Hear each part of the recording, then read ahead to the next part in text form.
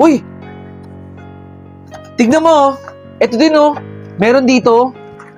Bagay ba?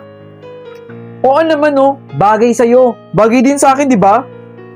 Alam mo ba, pangarap ko di makatapos ang pag-aaral, no? Gaya ng mga batang nag-aaral dyan. Gustong-gusto kong mag-aral, eh.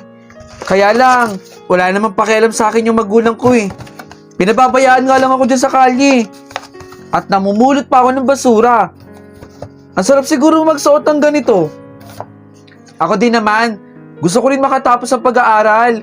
Eh, ganun din yung buhay ko, di ba? Katulad dun sa'yo. Wala namang imposible kung mangangarap tayo, eh. Balang araw, gagraduate din ako, no? Tara! Diyan ka lang, anak, ha? May kukunin lang Baka ako. po pwede ako makalimos sa inyo. Nagugutom na po kasi ako eh. Pangkain ko lang po, Ale. Ay, nako, wala akong ibibigay sa'yo. Ang laki-laki na katawan mo at malakas ka pa para magtrabaho. Magtrabaho ka nga. Hoy, anak, tignan mo siya. Gusto mo ba maging ganyan kapag hindi ka nag-aral lang mabuti? Kung hindi ka makakatapos ng pag-aaral, ganyan ang mangyayari sa'yo. Magiging pulubi ka katulad niya. Gusto mo yung ganyan? Kaya mag-aral kang mabuti, anak. Huwag mo siyang tutularan, ha? Doon ka na. Pasensya na po. Mami, tara na po. Baka kakilala niyo pa po ito. Pasensya na pero wala akong nakita eh. Mare, tigilan na natin to. Wala nang nakakilala sa anak mo. Dahil yung picture na to, baby pa siya. Matagal na ang panahon na yun.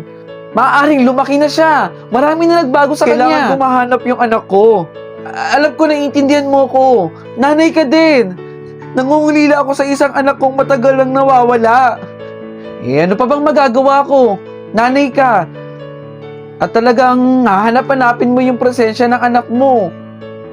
Dito ako. Dito ako. Baka nakita nyo lang po ito. Ate, baka po pwede akong makahingi ng pangkain sa inyo. Nagugutom lang po talaga ako. Kanina pa po kasi ako nanlilimos pero wala po nagbibigay eh. At nandidiri po sila sa akin. Maawa na po kayo sa akin, ate. Teka, di ba ang sabi ni Mare, mahinunal yung anak niya? Mare! Mare! Nandito siya! Nasaan na? Bata! Bata!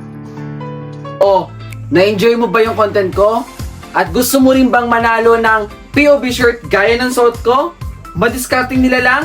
Nako, wag mong kalimutang i-follow yung Facebook page na nandito sa screen at mag-comment ka sa naka-pin post.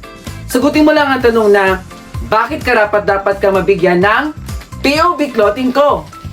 3 designs meron tayo. Malay mo, isa ka na sa mabigyan ng POV shirt ko. Ano pang inaantay mo? Mag-comment ka na dun. Bilis!